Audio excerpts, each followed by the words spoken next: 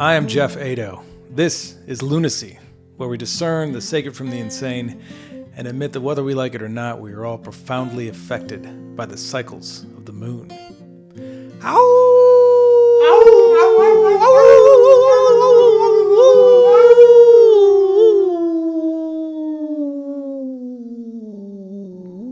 Nice! Yeah, man. Woo! Lunacy is a luminary podcast. My luminary guest today is my dear friend and brother, Mikaal Bates. Mikaal Bates is a men's coach. He is an empowerment expert. He is a brother in the King's Code, which we're going to talk about today, which is a men's group organization. He's a leader in that group. And he's just a good, solid man.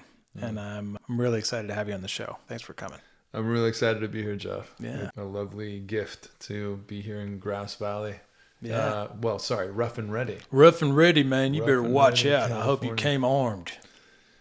Well, you know. I mean, you got your fists. That's true. This is true. So that's good enough. That's right. That's right. That's right. Yeah, man. Serious business. Serious business. Yeah, so I'd love to dig into, we got together because we wanted to talk about the King's Code and men's work and what our shared experiences with that. But I'd love to start with, what brought you to this work? What brought you to the work of empowerment? What brought you to the work of coaching? What brought you into the realm of wanting to do this? Suffering. Okay. Suffering, man. Yeah. I'm blessed. I'm very blessed to be in a position in my life where I would say that I get to give the thing I didn't get. The thing that I needed most, which was mentorship, guidance, masculine education, rites of passage, ritual, like the thing that I think the men of planet Earth are craving, at least in our culture, that have been missing for a very long time. And as we talk about in the King's Code, I think you can trace almost all of the challenges of the modern Western world to the absence of rites of passage for men. Because boys in our culture have no meaningful ritual of transformation from boyhood to manhood. There's nothing that lets them know psychologically, emotionally, physically, spiritually that they have crossed through something. They have passed through a threshold and moved from an immature state to a mature state. And in every tribal tradition that has ever existed on this planet, I don't care where your genetics come from, if you go back far enough, your people were initiating. The men would come and take the boys, usually in their early teenage years, and you would be taken away from the village, away from the tribe, away from the women and the safe spaces, let's say. And you would be very intentionally put into discomfort. Yeah. So that you can prepare yourself to be a servant of the people. So that you can be a servant of life itself. As Joseph Campbell so beautifully put it, he said something along the lines of women are the vehicles of life. Women and their bodies are the vessel of life itself, naturally, but that men are the servants of life. And it's such a beautiful thing. Yeah. I think so much of my suffering came from just being aimless, being purposeless, not knowing where to go, not knowing how to be a man, not being taught anything meaningful about how to talk to women, how to pursue a purpose. What does that even mean to have a purpose? I didn't have, outside of playing sports, I didn't have a meaningful and solid group of men around me. There wasn't any real mentorship of any kind, meaning someone that's older that sort of took a caretaking role of helping me become what I am here to become. So I had to sort of get it by hook and by crook in the way most of us do. And it's a tough road. Yeah, definitely. Yeah, that's great. I definitely relate to all of that from my own experience. And although I did grow up with like a lot of really good friends and men that I call brothers, and that I recently got to see a bunch of them in Omaha, where I'm from, and I had really good, solid fraternity brothers in college, but still there was never this like, here's how it is to be a man. This is what it means to be a man. And this is what differentiates you from a man. These are the things that you want to be thinking about and looking at, how to be of service, how to find your purpose, how to relinquish and give up being a victim in life and really take responsibility for who you are and your impact on the world. That is absolutely sorely missing. And so here we sit. We met through the King's Code, which is a men's group cohort that's a 6-month container that meets once a week with some additional calls. 5 months. Yeah. I said 6 months. You did. I think you should add a fucking month. We're considering that. We're strongly considering that. Okay, good. Yeah. We truly are. It's 6 months with the mountain, if you will. Well, that's true. Yeah, that's an optional thing. Yeah, the King's Code is a 5-month men's initiatory path. Mm-hmm.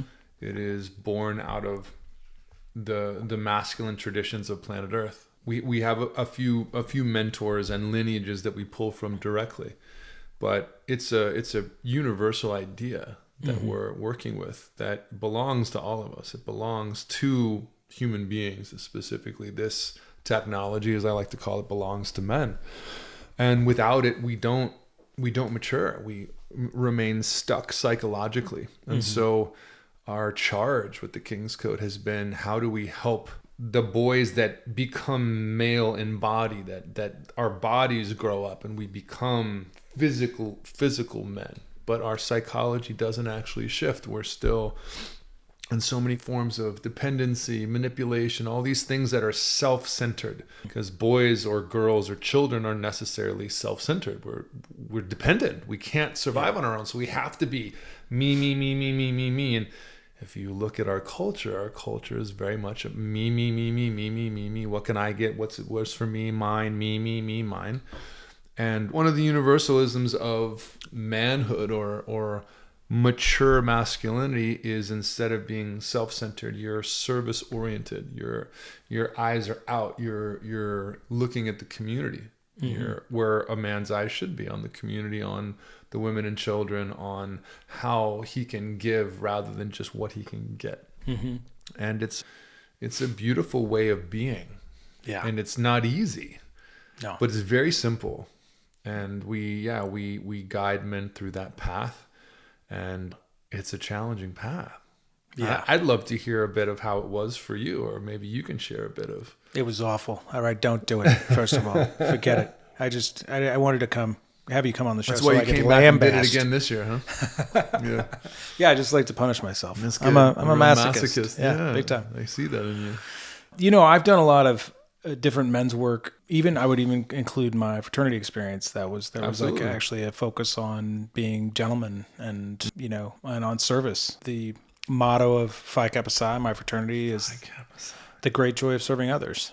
They were founded as a philanthropic fraternity, and they were helping their typhoid fever friends out, and that was their thing, the great joy of serving others. That was part of the thing. And then after college, I was very much steeped in that world. I was president of the fraternity when I was in college. I loved that. And then I moved out to Los Angeles, and it was bankrupt for me of any of that. And also, LA, I love you.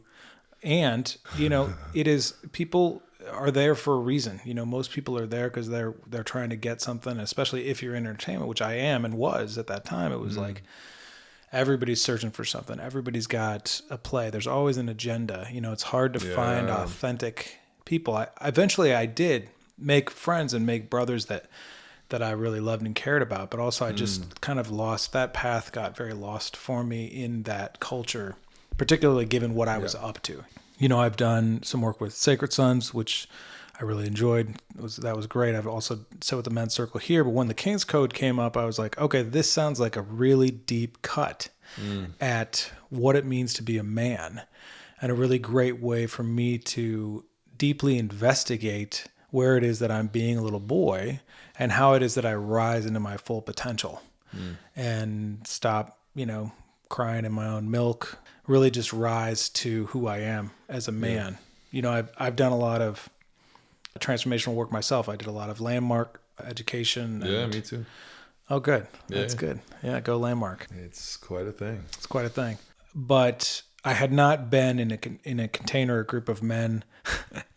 I would stumble on container because I'm like, no, this is a container. This cup right here, that's a container. This fucking thing that you do. It is a word that's become quite ubiquitous. But at the same time, like, I've kind of come around. I'm like, no, it is actually a container. It is a vessel for transformation. Containment is also, I would say, one of the most fundamental masculine gifts. The ability to contain, first and foremost, oneself as a man, and your own experience, your own desire, your own turn on, your own intensity, your own violence, and to be able to, that's what the Stoics talk about, right? That's what Zen is about. That's what meditation is about. That's what martial arts are about. It's about learning to contain the wildness, hopefully without neutering it, without losing the vibrancy of the aliveness of that archetype, but to be able to contain your own energy and then extend that capacity to others. Yeah. Which comes in the form of listening, paying attention, being with someone, holding space, the big thing that gets thrown around in this world too. What does that mean to hold space? How do you know if you're holding space? What does that even mean? That's always a funny thing for me, but it's containment. The idea is archetypally of the river and the river banks, the vessel and the tea or the beverage that's inside of it. It's being able to hold her. And so containment is, it is a container. I mean, this was really our charge. Like, what I was really fascinated with is like when Rob and I started talking about it, it's like, how do we create an experience, a container, where men from any and every walk of life, any age, roughly like 18 to 70 something. I mean, Damon, 70, rest in peace, was 76. Yeah. And our youngest man was 25 in that first cohort. So from 25 to 76, how do we create the environment, the connection and the brotherhood and the possibility for each man in that group to pick up his own manhood, to go in and heal and mitigate and ameliorate and integrate every aspect of his boyishness that is out of alignment? How do we have it emergent enough to where everyone can do that unseen thing can be there in the space, and also have a track and a path and a method and a ethos, a way of doing things? Like, how do we fold those two together and not just have it be a prescriptive thing where, it like compulsory schooling, right? It's like, if you fit the mold and you can sit in a desk for 6 hours a day and you can concentrate like so, then you can get good grades and then you can be in the world. It's like, that's not everyone. Yeah. Our gig is like, how do we create a space for everyone?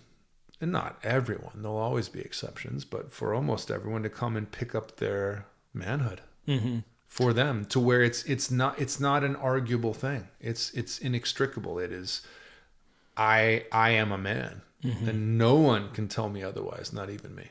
Yeah, that's not true.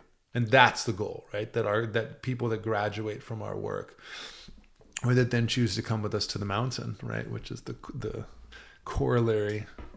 Wilderness rites of passage. Yeah, then it's not a question. It's, you are a man. That has been my experience. I mean, I'll say, you asked kind of what have I gotten out of it? Why did I do it twice? I flunked the first time. Why did you do it twice, and why did you also come to support the men coming back from the second mountain? Yeah, that's a good question, because I did do that. Yeah. You devoted and donated a weekend of your life to do that, Jeff. Yeah, that's true. It was deeply moving to witness, and you served a lot of people. Thanks. So thank you. Yeah, you're welcome. It was my honor. Well, that's the man you are.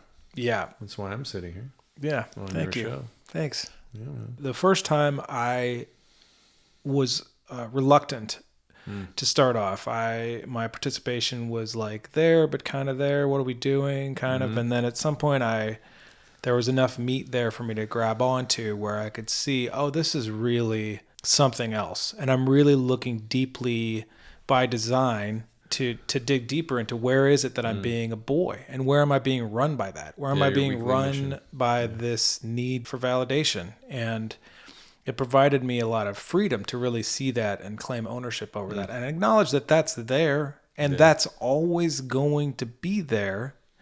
And I have choice about it. I have choice as to whether or not I'm going to allow myself to be a little boy or to be a man. And truth be told, there's still times where I go the route of the boy, or I'm pulled in that direction, but I'm much more quick to notice it. I have more footing to stand on. It doesn't resonate with me, and I feel like it's not about killing the boy, obvious. Right? No, it's about accepting, loving the boy, and then letting him know that it's okay, and that now I'm in charge. And who am I? What am I dedicated to? What are my values?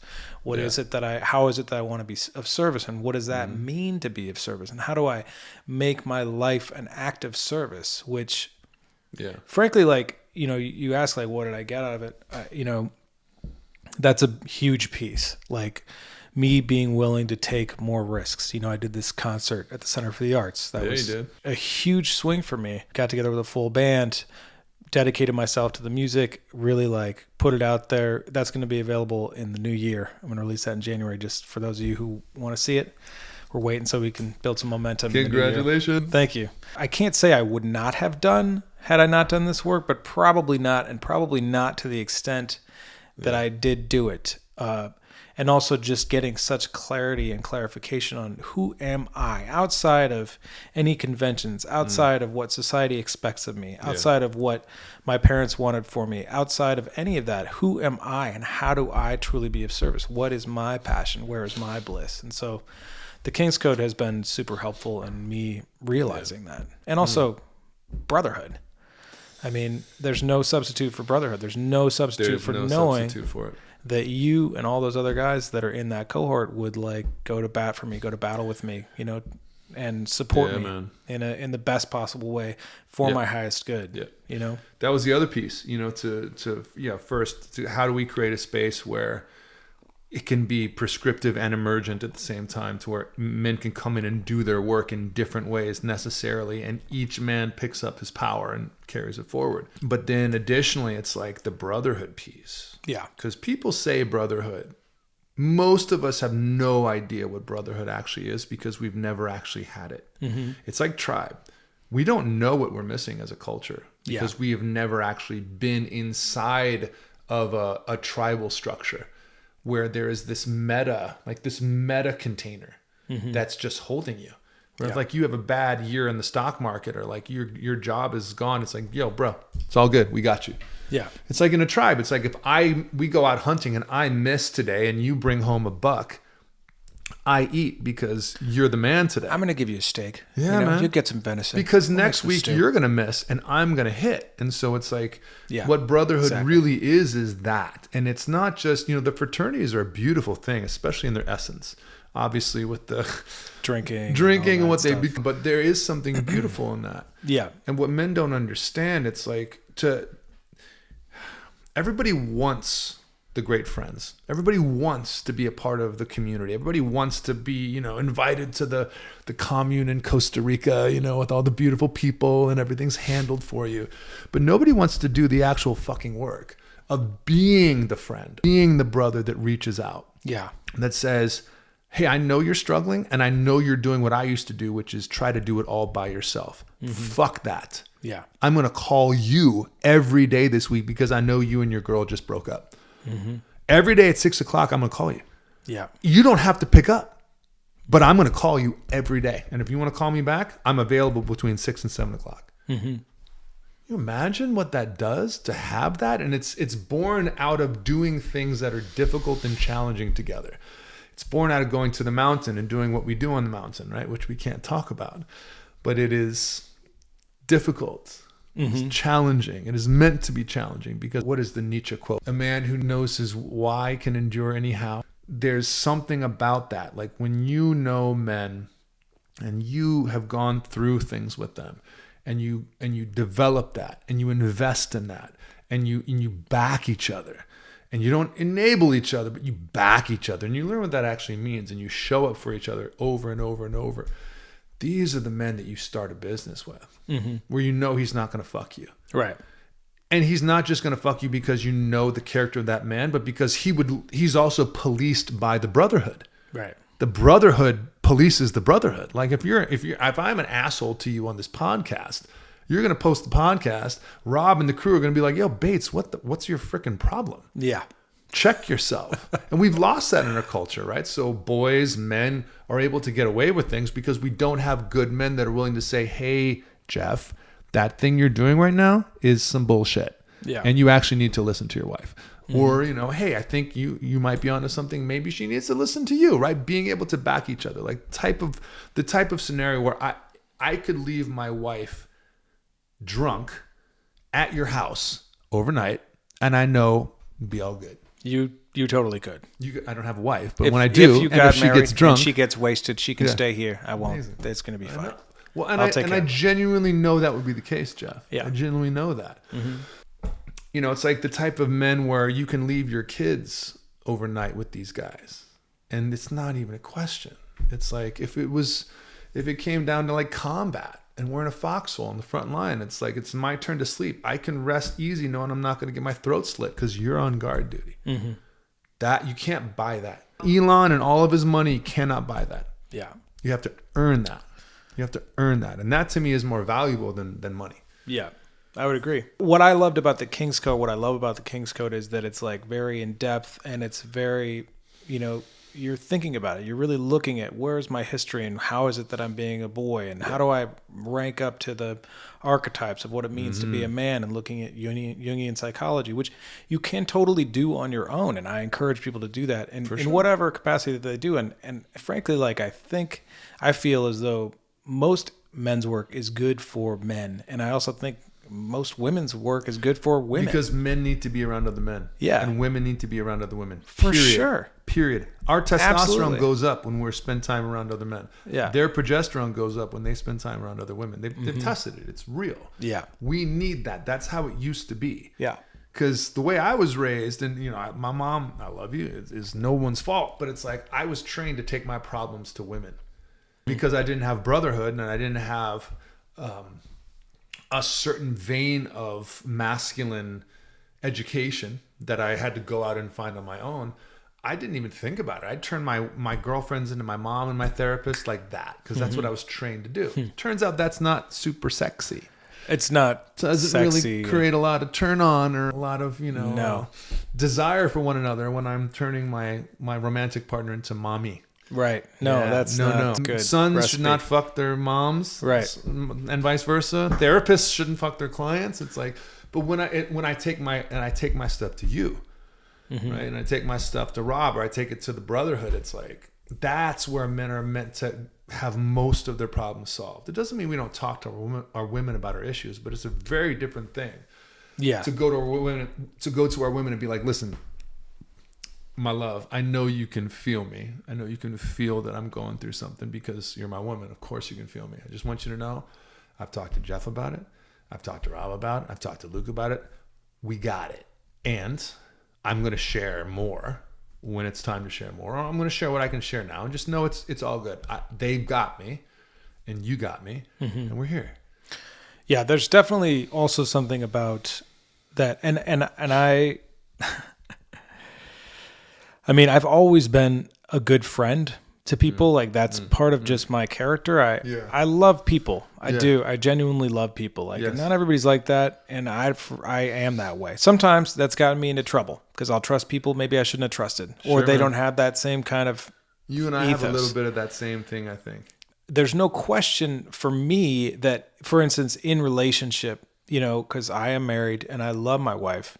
And there are a lot of things that like I wouldn't want to bring to her. I want to bring it to my brothers. I want to bring it to my dear male friends because then it's something that I can work out with them. And then I'm able to stand more in the masculine for me, which is to be a rock for her, to be a stand for her and what she's going through, to listen to her and also to set boundaries that are legitimate, which is like, to be honest, I mean, that's, I think, one of the most challenging things in relationship is how do I skillfully, gracefully set boundaries so that I can meet my own needs and also give her space, but create space for myself so that there's not this kind of mixing of energies and, she somehow gets involved into like my mother archetype of whatever was missing for me. Like, how do I keep those things separate? Well, one of the ways that I can maintain my independence is brotherhood, is by counting on the men around me. Yeah, we turn our partners into our everything. That's sort of the nuclear family. And the nuclear family in and of itself is a fragment. It's a fragment of the tribe, a fragment of the community, a fragment of the extended family. And we've lost all of that, man. Yeah. People are fucked up. Men and women are fucked up right now. Yeah. And families are fucked up because there's no time It used to be just one person was working, and now both people have to work, if there are even two parents. Yeah. And like that stress is being transferred to the kids, and it's like, it is hectic. It is hectic. Which is why we need this work. We need each other. We need to back each other. We need to rebuild and reconstitute that tribal technology, that communal technology. And that's what I'm excited about, and what the King's Code is about, and what the other aspect of my work, the men's and women's work, is about too. Is, my God, my last relationship, man, and it's humbling. It's humbling to talk about it, brother. Yeah, because people pay me to coach them. Yeah, in relationship. Yeah, and I'm an imperfect person, and I make mistakes. And my last partner, man, God bless her. What a absolute gift of a human being. And I couldn't see it. Like, I just couldn't see the thing that was so close. I didn't know how to ask for help. I didn't know how to ask for help from the men and women around us that knew us and loved both of us, to be able to create counsel, to be able to create counsel for us, because this is what I'm so passionate about, and what we're kind of up to in Austin around the men's and women's stuff. And what I've been doing, I've been leading men's and women's circles since I was in New York, like 2017, 2018. Colorado as well, but to actually empower our couples as these critical nodes in community, right? The power couples. I know you and Christine are that in your community. To be able to have that and support that. Truly. It's hard to, I mean, humbly, yes, that is who we are. Well, That's and you guys are both doing the work, and so intentionally we are that. Absolutely. Not like we're better than. Like, no, it's not about that. It. It emerges quite naturally. It's like when people seem to be in right relationship, that's attractive. People are curious. What are you guys doing? How can I emulate that? How can I be in good relationship? Yeah. And so to me, I see a critical part of the community aiding couples, and couples aiding the community by opening up the relationship. Not like that. Right. Opening up the relationship, not physically, but just, hey, we're struggling with this particular piece, because you know how it is, man. You get caught up in that little, that little fight. That's the blinders come on thing immediately. That she's perfectly you're both designed reacting. to trigger you, and you're designed to trigger, and then you just get in the thing, and you can't get out of it because you don't have the ability to pop out and witness because you're in it. Yeah. To be able to be like, time out, counsel, and then it's like 3 or 4 or 5 or whatever, like people that know both of you, that love both of you, that can be objective. And then maybe you've got your man who's sort of like your backer, and then she's got her best friend or whatever who's sort of like her advocate, and then you bring the thing forward, and you just you tease it apart, and you see, because maybe I'm wrong here, maybe I'm fucked up, and it's like, it's not easy to take our partner's word for it, because like, well, you're the problem. It's like, yeah, no, you're the problem. But it's like, if I'm like Jeff and Luke, right, and John, and we're like, Jeff, I think this might be you. Yeah. I think, and there's a piece here that's hers, right? But something around this is what we're seeing. And to be able to have that done in a way where it's not like you're a bad person, or oh, you're Jeff, you idiot. It's like, no, just, this is what we see. Yeah. Imagine the relationships that would still be together that are no longer together. I mean, that's totally accurate. Part of what brought Christine and I together is we met in Landmark doing transformational work, and really, I didn't know you guys met in Landmark. Oh yeah, I wouldn't marry somebody that hasn't done something like that. Which one? Oh, we met in the wisdom course. Oh, okay.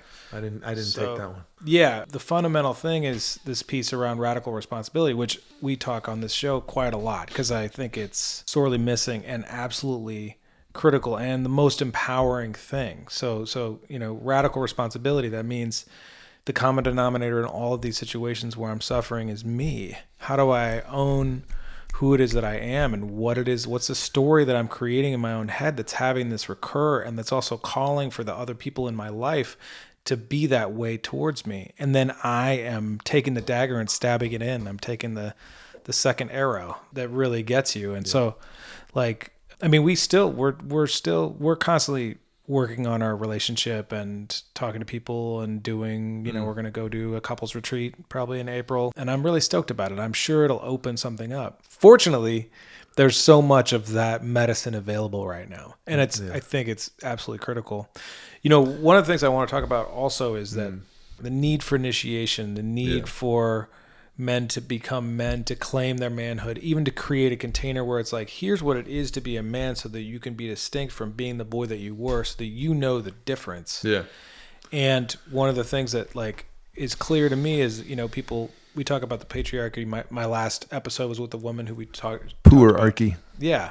We talked about dismantling the inner patriarchy and what that means for women, which was a really interesting conversation with Leanne Mallory. The reality is that we live in a poorarchy, as you just said, which means run by boys. Run by boys. Yeah. Pretending to be men, trying to get their needs met, but not really standing in what it means to be of service. Yeah. I want to have faith in the government and the people who rule, and yet I am too aware of how much corruption there is on all sides, all parties, everywhere.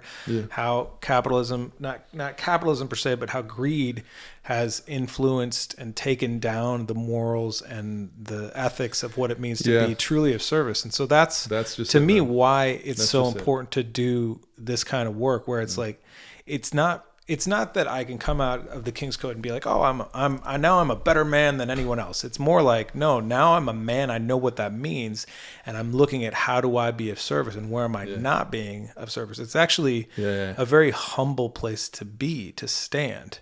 A man has to be humble. That's the path to manhood. Yeah. The boy has to be humbled and learn how to ask for help. Yeah. And that's the process that allows him to let go of that heroic, it's me, I can do it, I'm the one, I'm the important one, it's me, Mm-hmm. and have that part actually die. And be truly humiliated is it like for a greater good. Like to be humiliated for a greater good. In the service of something greater than yourself. Which is the third piece we talk about, right? Purpose, brotherhood. Rob would say God. I like the idea of something greater than yourself. To be in service to something beyond you. God gets a bad rap. Source, great spirit, the great mystery, the thing that runs through our veins that we don't understand. Higher power as higher power appears to you. Not in any sort of like a religious context, although, if that's your thing, go for it. In much more of a, we don't know why we're here, yet here we are. And there is love and there is purpose and there is something greater that can be achieved. And there is interbeing. You and I are totally interrelated. Perhaps you and I are more interrelated because we're more aware of each other, because we've stood our ground for each other, because we've stood for each other, because we've been in a container like this. But I'm also just as interconnected with, anybody on the other side of the planet. The goal as men is to become unfuckwithable. Yes. And what that essentially means is unpurchasable. That we can't be bought. That I could go into politics. My position is I want to do away with lobbying, because lobbying is essentially legalized corruption, right? So I want to do away with that. You just got my vote. Someone comes to me, thank you, and is like, listen, we're gonna just create this little offshore bank account for you in the Cayman Islands. We're gonna put $50 million in it, and that's just gonna sit there for you. And here's the SWIFT codes or whatever you need to just be able to take this out into this holding company, and we can just funnel it out, and nobody's gonna know, and you're good. You just walk this bill out the back door. There you go. And if you don't, it disappears. And to be able to just be like, I love you, and walk away. And walk away. And be able to be such a stand for your morals and for your ethos, because you know what it is. You know what you stand for. And you know what it's like to break that and to not have that. And as we try to encourage our men to do, right, is I've had to learn how to do, like, what is enough? What is enough? What am I actually working for? How much is enough money? How much is enough love, enough sex, enough toys, enough cars, enough buildings? Like this incessant chase that we're on, that we're being pushed into, because those that benefit from selling and all of these things have wrapped their tendrils around us in such a way. And the world is missing unfuckwithable men. It's missing unpurchasable men that are here for something, that are so willing to be a stand for it that they will actually die for something. Yeah. And as Dr. King once famously said, if a man has not found something he's willing to die for, he is not fit to live. Mm-hmm. That's the type of man I try to be. Yeah. And that's the type of man that we encourage men to step into. What's the thing that you would be willing to die for, Jeff? Because it might not be the same as me. Right. But what a fucking world to be in. Yeah. If that's to be in a brotherhood where you walk into a restaurant. Get to. Yeah. 6 of us. Mm-hmm. And we sit at a table. And we're there. And we're there and we're present with each other. We're present with the hostess. We're present with the waitress. And the food comes and we pray over the food. Sincerely, not to virtue signal or anything, but like to be with each other and to be in the gratitude for this meal, because only death is promised. Mm-hmm. That type of aliveness and presence. Yeah. And to be able to bring that into everything that you do, to bring it to your music and the way I see you do it. And the way you, again, Jeff, why did you get on an airplane, largely on your own dime, by the way, to fly to this undisclosed location that we cannot tell you, to come and support these men who were coming off of the mountain after their 10 days off grid in wilderness, to back them? What on earth would possess you to do such a thing? For not being paid, by the way, but actually spending money to do that. Yeah. Great question. So my initiation experience, my personal going to the mountain experience, was deeply profound and really impactful and important for me as a man. And it shifted who I am and how I behave in the world, aligned with what it is that I identify my purpose in life to be, how it is that I am of service. And so, this second year, I did the Second King's Code because I also wanted to be of service to the men, and I also wanted to go deeper for myself, because the path of manhood, the path of transformation is never over. There is not a spot that you reach, that you get to where you're done. I mean, Jesus, Buddha, those guys, they got somewhere, but that's also because they knew that the path was never over. And so for me, knowing how impactful it was for these men to do this work, it was really important for me to be there for them, to witness them, to be of service to them in a way where I could help them ground out whatever it is that they got from their own experience. And so I saw that opportunity. I was like, okay, I can go here and I can be there for these men, and they'll see me and I will witness them, and I will reflect to them what I get out of what they've given, what they've shared, and also they'll know that I've got their back as the men that they've become. To me, that was like such an act of service, but it's also such a gift to me to be able to do that, because then that reinforces all the things that I got for myself out of my own experience of who am I as a man. One of the things that came out of my mountain experience for me is this path of being an artist, of being a musician, of doing film work. That is my path. And it is a gift that I've been given to give, and to just give it fully, without reservation, without any stuff from the past, or like my parents' voices in the background telling me you're not going to be able to make it, or that's not a good thing for you to do because nobody makes it that way, or whatever it is, right? Just the artist life. Yeah, to give myself purely to that. Yeah. So I knew that being there for these men at this stage in their lives would be really impactful and helpful to them in their mission to be the men of their dreams. And it also empowers me to be the man of my dreams, to be the man that I see myself being, to do all the things that that's the thing. Why King's Code? Why men's work? Why women's work? Why transformational work? Why ayahuasca? Why any of this stuff? To be able to fully embrace those dreams that each of us has about our own lives that we really, truly, actually want to achieve, but we're afraid to take the actions to do because of our need for validation, because of our fear of being executed or ostracized, because of these ancient fears. How do I fully embrace? How do I build the courage in my own heart to be able to stand on that stage and deliver? And I knew me being there for them in that moment would help them to do that, and also help them to know that I got their back going forward. Yeah. It's good to know you, brother. Yeah. That's good to be known. It's good to see you. There you are. Yeah. This great joy of serving others business, that really is it. How do I take the perspective off of myself and put it on other people? How do I serve other people? How do I empower them? How do I show my love, help them feel love more? How do I stand up for justice? Best SSRI on the planet, man. Yeah. It's really, you want to know how to get rid of your problems? Focus on somebody else, help other people. Yeah. Mm-hmm. Make it not about you anymore. How do I be of service? What can I do to help out, Yeah. Yeah. And also that, to me, that is the great gold that is missing in our society. We're so distracted by all of the Instagram and advertising. And this has been going on for years, but now it's even so much more intense. My phone's dinging all the time for me to buy all kinds of shit that I don't need. How do I let go of all that and find the true gold, which is to be of service, to be of service, to be of service?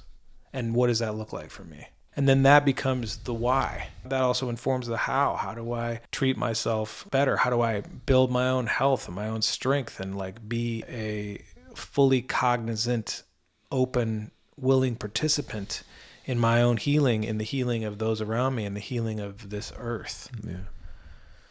That's gold. That's irreplaceable. That is unpurchasable. It is. Yeah. And it's a way of being that is its own reward and can feel terrifying. I'm going to quote him again, our dear grandfather, Friedrich Nietzsche. There was only ever one Christian, and he died on the cross. And when I read the red letter Gospels, the idea of what he supposedly actually said, give away your possessions, yeah, and go and be with the poor, go and be with the people and serve them. Mm-hmm. That's it. Yeah. That's it. Not a lot of people that are willing to do that because it seems insane. Yeah. But that you will be given everything you need if you are bold enough to do that.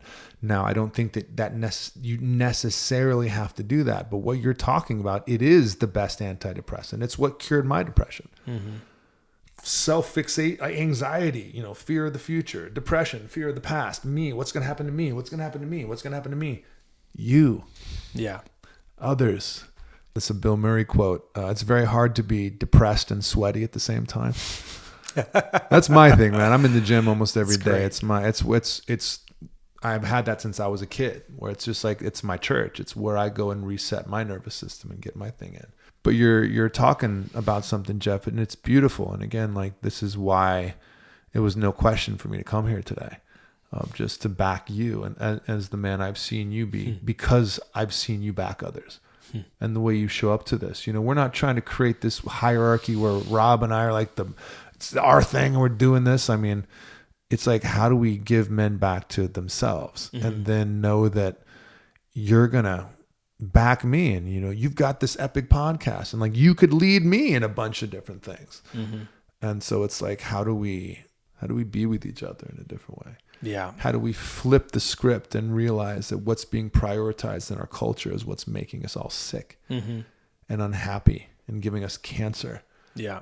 And that the solution is literally right there. Mm-hmm. And that it's here. It's already here between the people that are around you. Yeah. There's an idea that I often consider, which is, if you're not willing to lead, then you're condemning yourself to be led by those who don't have your interests at heart and are not going to fight for the world in the way that you're going to fight. And, Christine and I, my wife and I, talk often about that there's this silent majority in the middle. You've got these extremes. Everybody on the far right and the far left, they're very loud about what they care about. Then there's a very small percentage. These people that are in the middle that feel powerless to speak up for what it is that they really care about and what they really, really want. Yeah. And those are the people that need to be activated. Those are the people that need to be empowered to stand up and speak up so that we can create a world that we truly dream of being in. The world's been going to hell in a handbasket for a long time, but you could say that it's getting a little hyperbolic. It's getting, or parabolic, or whatever that fucking big all ass. The bollocks. Yeah, it's getting bollocks. And so how is it that we truly stand up for, hey, you know what? No more tearing down the rainforest. Those are the lungs of the planet, and they give us all the medicines that we have.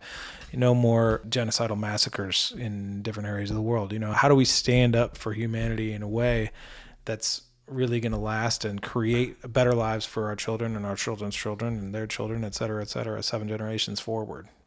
It's by crafting our hearts so that we can truly be of service. Yeah, man. My own journey has been a challenging one. I would say that right now I'm in this very humbling moment of like actually recognizing like my ego is very much still prioritizing the man over the mission. That as much as I've made my life, this work my mission, there's still a part of me that is trying to control you and trying to control your experience of me. Mm-hmm. And your experience of me and your experience of me, and to try to make me safe. And, I've been in this little dance of codependence and discovering what that means. And let's get into that. As a leader, right? It's like to be willing to really like put everything behind it. Like you can't purchase my loyalty. I believe in this so much that it's not about the money. It's about serving humanity. And so, you've got these extremes on the right and left. I think that's, the Pareto distribution, sort of the 80-20, where what I think people don't realize is leaders need good followers. Like, not everyone is meant to be a leader. But we've lost good leaders. Like, where are the leaders on the right or the left? Mm-hmm. Like, seriously, like, where's like, regardless of which way you swing, regardless of which end of the political spectrum you're on. It's been a long time since we've had a leader where it's like, I don't care what party he's for, that guy's got something going on. Mm-hmm. I don't care what political system she's in. Yeah. There's something about this person that she's actually in the other party and I'm going to vote for her. Mm-hmm. Right? That transcends this nonsense, this idiotic binary that we've gotten ourselves into. It's a modicum of control. You mentioned that, and I think maybe Kennedy... Kennedy, but then also he had a lot of enemies as well. It wasn't just like, obviously. Mm-hmm.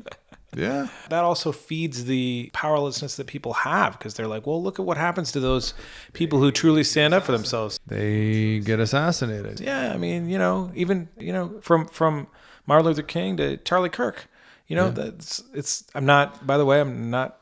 isn't about politics. That's just a man who was standing up for what he believed in, and he got assassinated, and he wasn't afraid to stand up for it. Technically. So, Well, I think that's it, Jeff. I think what we're doing right here, I think what's happening is people are talking about things and testing ideas and doing our best to determine what's what. And we're in a time where technology and AI and all these things are making it increasingly difficult to know what's real. Mm-hmm. Because you can see a video now and it looks real. Yeah. And it's not. It could be, they could send me a video of you and I would think it was you. Yeah. Me pretty doing close. All kinds of things with like a skunk and a chipmunk, you might be like, oh, Michael Bates, he's a weirdo. It's like, how do you, it's like, that's what's so interesting now. So now I want to see that video. It's a great video. You should see what I'm wearing and not wearing. But that's it. That's what we talk about. Rob and I were just joking about this the other day, and it's not a joke. It's like, I actually brought it up in our men's circle. My goal is to be where if anything and everything in my private life were made public, like if all the photos on my phone were leaked, all the emails were leaked, my porn site history was leaked, I could be like, that's the category of when I watch porn. If I watch porn, that's the category that I watch because that's what I'm into. What else you got? Yeah. What else you got? Fuck you. Yeah. What else you got?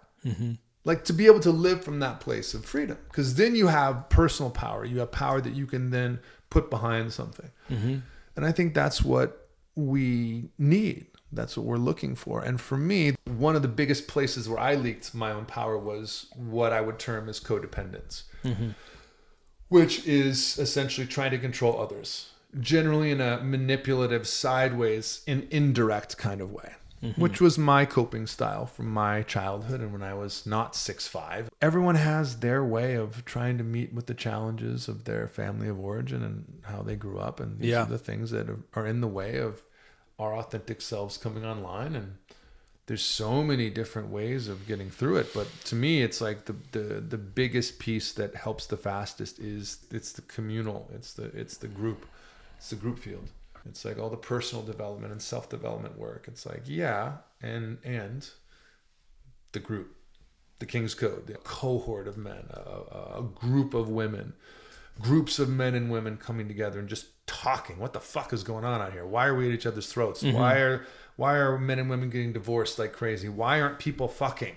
Mm-hmm. Like, people haven't gotten less sexy. They've gotten sexier. Yeah. In a lot of ways. I mean, I guess you could argue obesity rate, but like, you know. Mm-hmm. So what's actually going on out there? Yeah. I went to a bar in New Orleans. I went to a fraternity reunion.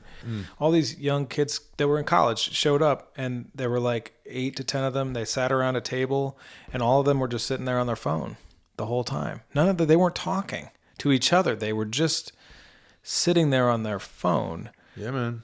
To me, myself included, were witnessing the zombification of the world. That's a good word for it. I had an experience in LA where there was an old man next to me driving. I was in the right lane. This kid starts crossing the street. He's just sitting there looking at his phone. Old man can't see over the steering wheel. I see this. I'm like, this kid's dead. So I start honking. The kid finally looks up in the middle of the street. The old man sees him, slows down. The kid crosses the street and doesn't say thank you, by the way. I'm still pissed about it. I should have pulled over. But that's the reality, is that we're so trapped in our own little world. How often is that happening? It's all the time. You know, the work that we're talking about, that we're doing, and what's really needed is like, how do I authentically see for myself what I truly want? How do I see the truth from my own heart's perspective? Yeah, it's that, and it's also, you know, we don't yet have people with unfuckwithable personal power. Yeah. Standing up to these tech billionaires who are being lauded as celebrities and like people to look up to, who are, I believe, like truly sociopathic in big ways. And our culture is being driven by, we're trying to emulate these guys that are working 120 hours a week just to aggregate power into their own hands so that they can sell us to their advertisers. Mm-hmm. And it's fucking us all up. And they've leveraged all of human psychology, all of the manipulative ad marketing strategies and data points to make these phones and this social media as addictive as humanly possible. It doesn't have to be that way, but that's what they're doing. Yeah. And no one's coming up and like, where's the class action lawsuit against Zuckerberg? Yeah. Or, you know, whatever it is, whatever the legal structure is, it's like, we're done with this. Mm-hmm. Like, we don't want this. This is fucking up everyone and everything. What's so corrosive and corrupt about it is that now we like it, because now we're addicted to it. You know, it's the same way that cigarette companies went from putting all the chemicals to make you more addicted to, then they went to chips and packaged foods, and then everybody got addicted to that. And now everybody's obese and got diabetes, and we're eating stuff that has no nourishment. But then that feeds into the medical industry. That's just it, man. Not that all of that is bad. Not all of it is bad. But there is a portion of it that is terribly corrupt. A large portion. My sister-in-law went through chemotherapy, and they wouldn't give her the cheaper, more effective immunotherapy option until after she went through chemo, because chemo, they get more money. It's a direct conflict of interest. Direct. I used to do this thing where it was like, you know, them, the man, they're the ones doing this to us. It's us, dude. We're doing it to us. I'm doing it to us. That's the only place to even have any power over it. Yeah. Think about this, right? So you get a call tomorrow, and it's some like lawyer in Brazil. And he's like, we've just put some piece of things together through your lineage, and we've discovered that you're actually the last remaining heir of this big like logging baron in rural Brazil, and you've inherited 20 million acres of Amazon rainforest. Mm-hmm. And this logging company wants to pay you $500 million for 5 million acres. Mm-hmm. If you're not a man of principle, if you're not a man who is aware of the whole situation, that's the thing. It's like if you're struggling, or if you've got a sick kid, or if you're fuckwithable in some way, Nobody wants to admit that they'd be the Nazi prison guard, but not being a Nazi prison guard generally meant facing a Nazi firing squad. Right. Or you have to try to escape Nazi Germany and leave your whole family and your whole culture and your whole community and everyone behind. Yeah. The line between good and evil runs not through religions, cultures, and creeds, but through the center of every human heart. It's us, brother. It's me. It's me. It's you. It's us. Yeah, that's right. That's this idea that it's us and them, and that they are subjugating us. And you can look down that rabbit hole as much as you want, but it's not going to give you any power until you're like, no, I'm related to that guy. Those fucking Republicans, those fucking Democrats. That's it. Not only am I related to him, I'm responsible also for his or her transformation. I'm responsible for making it available to them. Not like assassinating them isn't going to get us anywhere. It sounds so cheesy, but I can't help it. It's the reality. How do I connect with somebody like that and say, I love you? I love you and I care about you, and I really want you to recognize the gift of being of service, and that you're in a position where you can do that instead of constantly taking and constantly being greedy. Where are the adults in our culture that are saying, hey, it's not okay to do this? I don't care what they're going to pay you. I don't care what Timmy's mom said. I don't care what Timmy's mom, Janet's wearing to school. You're not doing that. And this is why. Yeah. Because it's actually morally reprehensible. And this is what I mean by morally reprehensible. Let's have a conversation about this and actually work our way through it. Yeah. You know, and we're not doing that. I mean, I think that's why podcasting is taking off like it is, man. Because we're tired of having these external characters telling us what to do and what to think and what to feel. It's why Rogan's so popular. Yeah. You know, he's actually willing to talk to people about things that matter in a way that isn't brought to you by American Express. It's like, how can you trust something when there's a clear conflict of interest in it? How can you trust that what you're hearing is real? And I'm not saying that Rogan's a person too. I mean, maybe he's, AG1 is giving him all kinds of money, and now he has to put AG1 in everything. Right. But hopefully not. Yeah. If you want to end the war in the world, end the war within your own heart. And you also brought up all these things, like if they were to broadcast all of the things that you've ever done and all of your porn history, et cetera, and all the things, would you be in a place where you just be like, yep, that's me. How do I forgive myself and accept myself for who I am and love myself so that I can feel like I deserve to be in my own skin? Do you know how? Love others. Yeah. Love others. Yeah. That's how. Yeah, that really is. That's how. That really is it. There's this whole idea that the universe supports you unconditionally. And that means that whatever it is that you say about yourself and say about other people, the universe will support that. And so if I say I'm a piece of shit for watching that porn, or I'm a piece of shit for doing whatever I did, or I'm a piece of shit for not achieving what I wanted to achieve by this point in my life, which is one that rings in my ears. Sure. The universe will support that. But if I get to a place... Abracadabra. Yeah. Well, I create as I speak. I create as I speak. Rob Montgomery is the other leader of the King's Code. He and I run the King's Code. He is one of the most incredible men I've ever met. He's a gem. He is. He really is. He is. I would call him a British expletive right now. Scottish. Rhymes with wrong. munt. Rhymes with runt. Yeah, runt. Yeah, he would say. He likes to say that word. He's been getting me with this thing, man. I've been really chewing on it, and I don't like it at all, because he has this idea that you can't actually love yourself. And I'm like, fuck that, man. No, you can love yourself. And it's, all my hippie upbringing is like, self-love and love yourself. And I'm still chewing on it. But what Rob likes to say is you can agree to yourself. You can love others.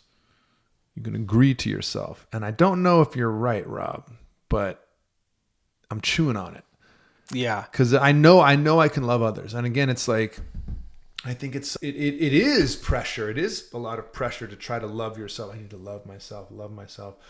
There's so much in our culture that it's like we're trying to hold back the ocean with that in a way. And I think the more I sit with it, the more it's just like, what do I do here? What do I need to do? Love others. What do I need to do? Yeah, but I need my business and my taxes. Love others. It's like, there's another thing Rob likes to say. Add value, trust God. Add value. He says that all the time, right? In the King's Code. He does. Add value, trust God. Add value, trust God. Add value, trust God. I think it's true. It's not our job to know. It's like karma isn't like a perfect mathematical equation, right? You see people do shitty things all the time and get away with it or get rewarded, but you can't bulldoze 10 million acres of the Amazon rainforest and get away with it. Doesn't work that way. Doesn't work that way. Although people are getting away with it. Well, maybe. You mean in the grander, larger scheme, in the karmic scheme of things. Yeah. In the karmic scheme of things. Which does require some faith in karma. I totally agree with you. And then also the question is who's standing up for the rainforests and how do we, well, you'd have to give up your cell phones if you did that. We get all of these resources from the Amazon, not recognizing what it's doing for the planet. If we don't get our shit together, eventually the planet's going to take us out. It will. It literally will do that. And I think it might already be starting to do that, honestly. Maybe. With all of the different, we're poisoning ourselves. So the planet is, I think, working through us in a way. But by ourselves, I want to be very specific here. It's our culture. It's this very specific, unique culture. It's not humanity. It's not just human beings. Human beings are not like this. Our culture is like this. This is one way of doing things that is metastasized across the face of this planet. And, I think to circle it back to the whole men's piece, it's like this planet needs its men again. It needs the men to stand up and say enough is enough. Enough is enough. Not on my watch. And if it takes you putting a bullet through my head to end this, then fucking do it. And there's enough of us here. Yeah. And you want to make a martyr of me? Come on, baby, let's go. Yeah. Where it's just like, I can't be a part of that anymore. Yeah. And I can't continue to sit silently. And so, I think what we're actually in, brother, is a really exciting time. Because there's an old idea, right? Like the devil only comes out of hell to do his own dirty work when he's losing. And things are pretty messy out there right now. And you got to remember, like, it's always the apocalypse because we die. Someone is on their deathbed right now and they just passed. Like it's happening all the time. Forever. Like think about being in Germany in 1938 or like the Soviet Union in like 1917. There's so many apocalypses and Armageddons. And like this is an interesting one that we're in right now. But what a time to be a man. It's like a silent one. What it is. Yeah. Well, it's Fight Club, right? It's like it's a spiritual war. Sometimes I think I would prefer an overt war because at least it's like this is what's happening. This is the enemy. This is what we're doing. And it's like this is nefarious. This is a mind job in a big way. Yeah. But again, how can we be good men? And what does it mean to be a good man? What does it mean to be a man? Yeah. These are the questions that we are trying to grapple with and are worth grappling. And being able to have conversations like this, I think really is what's going to allow us to sort of drop the veil and realize, it's like your enemy, the extreme Republicans, Democrats, black, white, gay, straight. It's like we're just being played against each other so that power can be aggregated into fewer and fewer hands. And we're starting to see it. We're starting to see it, man. That's right. First of all, this self-love thing that you can't love yourself, I'm not sold. I'm not either. But I also definitely think that loving others is a gateway to loving yourself. And the most important thing Jesus said is love thy enemy, which is something that is outside of how it is that we're doing business. And that's what also creates a bridge, creates a gateway to have freedom for those people and also just to say no. Yeah. This idea of a community rising up and defending itself happened here, happened in Grass Valley. Say more. And I did a lot of work on that. When we moved here, there was a mine that was going to open, the Idaho, Maryland mine. And if they would have reopened it, it would have caused all kinds of calamity. It would have literally drained the wells of probably 500 people around that area where the mine was. It would have polluted the water. It would have created asbestos in the air. It would have created incredible traffic in this beautiful neighborhood. It would have created all this noise pollution, which then affects the animal habitat here. I mean, that's why we live here, right? Is because of all the beautiful vegetation. The community rose and we protested. 500 people showed up to protest and speak in 3-minute increments at the county supervisors meeting 3 times. And they were all incredibly intelligent people, ecologists, legitimate arguments. I wrote a song about it, Wells Run Dry. I performed that song at those meetings. I actually performed that song and sang it directly to the CEO. He wouldn't look me in the eye, but his attorney was tapping his feet.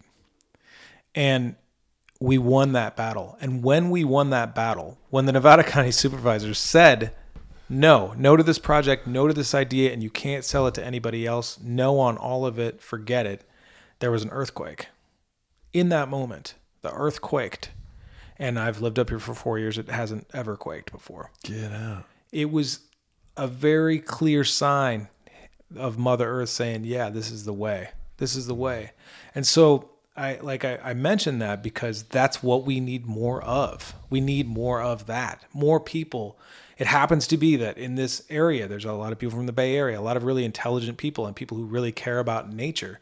And so they were able to speak very intelligently about this issue. But we won because we stood for it. And it was a not on my watch, over my dead body kind of a thing. And fortunately, it didn't get to that level. Yeah. But that's the stand that we took. That's the stand that is available to take. Really and that comes out of service to each other and to the world, to the earth. Well, and that's why we talk about it. It's like if you're living paycheck to paycheck and you got mouths to feed and you're super stressed, you can't picket. You can't spend your time protesting at the opening of the mine. You've got and someone at the mine says, "Hey, brother, here's $50,000 to just vote yes." And that $50,000 is enough to get your family through another year. That's a hard thing to put on a man to say no to that. Yeah. And so that's what we're up against, because it's not. And if that man takes it, is he a bad person? Yeah. I don't know. That's a real tough thing, man. But that's sort of what I feel excitement around is being able to talk about these things, being able to get these things out there, and be able to be about being the type of man that I would have wanted to learn from and be mentored by. And also holding the line of who it is that I want to be. Where am I falling short of that line? Where am I slipping off of that tightrope? How do I get back? Who's going to push me back up? Who's going to stop and say, Jeff, stop doing that? Whatever it is. Yeah, Jeff, you've got this podcast. You're talking bad about the mines. Here's $2 million to shut the fuck up and turn off your podcast. I would not take it. Yeah, I would tell him to go fuck off. That's the thing. To be able to be presented with life-changing wealth and stand by your morals. Yeah. And say no. Yeah. That's what we need more of. And that's a lot of what the King's Code is about. Well, when we're alone, that's a really hard thing to hold. So again, when brotherhood is there, when community is there, when you know your neighbors, and I'm sure you got to know your neighbors through this thing. Oh my God, it was such a great way to know the community. They made the community so tight through that process. It's they really did. That's it. It's like when your welfare is dependent on the people around you. And you're the one that when you move into a neighborhood, you go door to door and you knock and you say, "Hey, I'm Michael. I just moved in next door. This is what I'm up to. Yeah. What's your name? Like if you ever need a cup of sugar, come on by." It's like that's real. Yeah, it is real. Yeah. Yeah, that's what we need more of. Well, we have to be it. That's the thing. We have to be that. I have to be that. If whatever you want in the world, the like you wanting it is the evidence that you're the one that's supposed to bring it to the world. Yeah, that's right. Like if you really want, I really feel like we need to have X in the world. It's like, great. Yeah, that's what you're getting. Bring it to the world. Yeah, if that's the call, you got to answer the call. Yeah. And how do you answer that call? Yeah. That's the question. How do I be the man, be the woman that's willing and able and courageous enough to answer that call? And who's going to back me up? That's it. Who's going to support me? Well, you said it earlier in the podcast. Where's the brother? Where's the sisterhood? Yeah. Where's the community? Yeah. We have to make it. Yeah. We have to make it. Yeah. And there's something very real in our biology and in our evolutionary reality. It's like that fear of being ostracized, of being excommunicated from the tribe is like the primary primal fear. Yeah. And it's been one that's kept me hamstrung for most of my life, afraid of upsetting people, afraid of upsetting mom, afraid of upsetting women, afraid of like being that's my codependence was a big piece of that. But for everybody, it's a universalism. It's like we want to be liked, because if we're not, we're thrown out and we die alone, eaten by wolves. It's like, and that's not actually true anymore. No. But our body, it's still like, So. Yeah, we have not relinquished those fears of banishment and execution. And that's where I'm in my own personal crucible now. Like, can I make the mission more important than the man? Yeah. Can I make my mission more important than Mikaal Bates and my needing you to like me or anyone to like me? It's like, this is what I'm about. I might be wrong by God, but like, I'm willing to burn to figure out if I'm wrong so that I can be right. And if enough people do that, man, we can't not get somewhere. There can't not be more truth. Yeah. And it also moves it beyond right and wrong into the realm of mission and purpose and outside of right or wrong. Because also, if I'm connected to everybody, then they are also my brother. If I'm truly loving my enemy, then they're part of the whole equation. So how do I raise the opportunity for all of us to see, for them to see, how do I be a part of that revolution? That's the revolution that we're looking for. Here, Jeff. I'm into it. I asked this question of all my guests, and I'm going to ask you, Mikaal Bates, for you, what is sacred and what is insane? Jeff, that's a serious question to just spring on someone like that. Oh, man. What is sacred and what is insane? Human beings are sacred. Life. What is insane? I mean, doing the same thing over and over and expecting a different result. But I think Einstein already said that one. Mm-hmm. For me, what's been insane is, God. Yeah, like being afraid of being myself, and thus, albeit unconsciously, largely unconsciously, trying to control other people's experience of me rather than just being me. Like, how does Jeff need me to be, and how does Tom need me to be, and how does Alice need me to be? And it's like made me a great actor back in the day. It gave me a skill set of being able to, and it's what I do when I lead. It's what I do when I'm in the rooms and I'm tracking, and I can shift with the field and sort of feel what's happening. So I'm grateful for it. But yeah, there's something of just the insanity of my own inner defense mechanism that has kept you from me, the real me, because I've been so afraid that the real me is not enough or not good enough, or is going to let you down, or is going to come up short, or XYZ. So I don't know if it's insane, because we all do it. I think it's a part of being human, but I'm ready to stop doing that. Good. I'm ready to stop being insane, Jeff. Will you help me? I'm ready. Yeah, I'll back you up. Will you back 100%. me? I got you. I got your back, brother. Sweet. I love you, and I don't care how you show up. I mean, I care about how you show up. Yeah. But you don't have to change who you are for me. Mm-hmm. And I also totally resonate with what you said. And I think everybody does. How do we truly be ourselves outside of what other people want us to be? All the lineages are about like how to pierce through the conditioning. Yeah. Know thyself. Get to the real. To thine own self be true. Temet Noska. To that true self be true. In CODA, the 12-step program for codependence that I'm working, that's actually the motto of it. Is to thine own self be true. Wow. Which comes from Hamlet, which comes from Shakespeare. Yeah. And Socrates, I think, too. Yeah, to thine own self be true is what Polonius says to his son, Laertes, when he's leaving to go to school. I want to share this song because I said I was going to do it.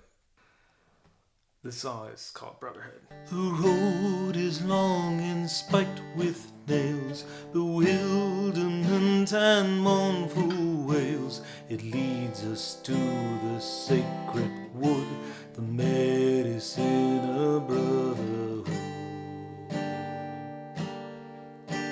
The wild man is now free from cage, with cunning and with hallowed rage. Released from shame, his walk is good, the medicine of brotherhood. Brotherhood.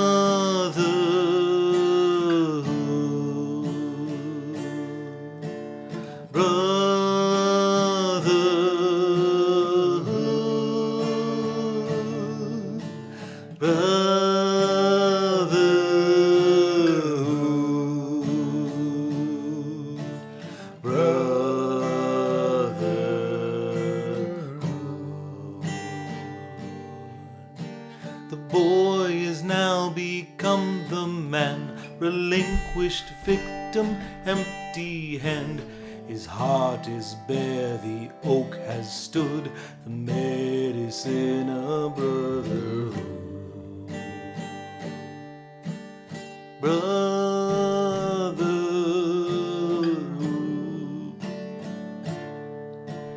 Brotherhood.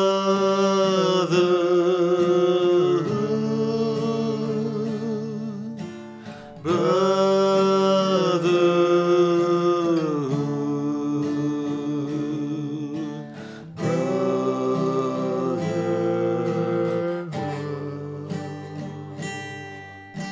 And when the time has reached its end, the mystery healed his heart did mend. This man has given all he could, the medicine of brotherhood.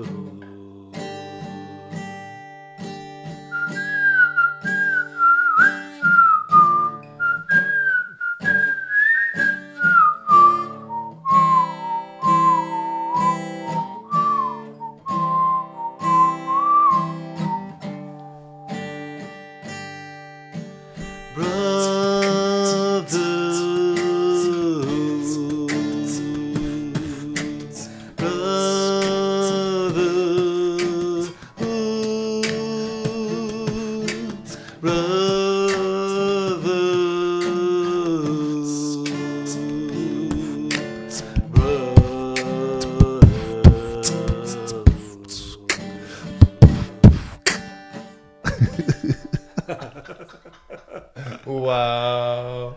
Nice. You just made me beatbox on a podcast. Yeah. At You did gunpoint, good. essentially. Yeah. Wow. I think that's the second time you played that. You played that song at the retreat. At the retreat. At the retreat. Wow. Yeah. I want to acknowledge you. I want to acknowledge you for being a man who has dedicated himself to a higher calling, to being a man who has dedicated himself to empowering other men while he empowers himself, to being a man who has a heart of being of service, who recognizes where he's codependent, who's looking at his own shadow, and who's transforming himself and other people in the process. Thank you for being that man. Thank you for that beautiful acknowledgement, Jeff. I truly appreciate it. I feel very seen. My inner perfectionist hates it and also loves it because he's finally free from that horrible burden of I have to be the one. I have to get it right. I have to do this. If not me, then Yeah. Appreciate you, man. Yeah. Thanks for being exactly who you are, how you are. More and more every day. More and more every day. Thanks to men like you. Yeah. Truly. Thanks. Me too. Yeah. If people want to receive coaching from you, how do they get in touch with you? If people want to look at your work, what do they do? Yeah. Well, thanks to my beautiful and magical hippie mother. My name, Michael, is spelled a little uniquely. So my website is my name. It's Mikaal Bates, but it's Mikaal. B as in boy. B as in man. B as in boy. ATES.com. And then thekingscode.org for the men's initiatory path. Yeah. And people can get all the information they need and get in contact that way. And it's intentionally pretty vague. You know, there's not a lot on the website. We've been in sort of a bit of an interrogation around this. You know, our idea is very much attraction, not promotion, where we don't have a camera in your face when you're at the retreat going through a big emotional moment. And we're sort of negotiating what this wants to look like, how we want to proliferate this, and how we want to hold this organization, not as a scalable money-making enterprise, but truly as a stewarding of the necessary means by which to bring men together in service. Go to the website and just reach out and have a conversation with me, have a conversation with Rob. And that's, I think, the best way to really see if this is a fit for you. Or talk to Jeff. Talk to some of the men that have been through the program. It's yeah, that's true. I'm available. Yeah, you are. Yeah. In many ways, brother. Yeah. Yeah, so thank you. Thank you. Blessings, y'all. Thank you for being with us. Yeah. If you want to support this podcast, please go to patreon.com/Lunacy podcast. Any and all help is greatly appreciated and most welcome. It helps us continue this work. Much love to all of you. We'll see you next time.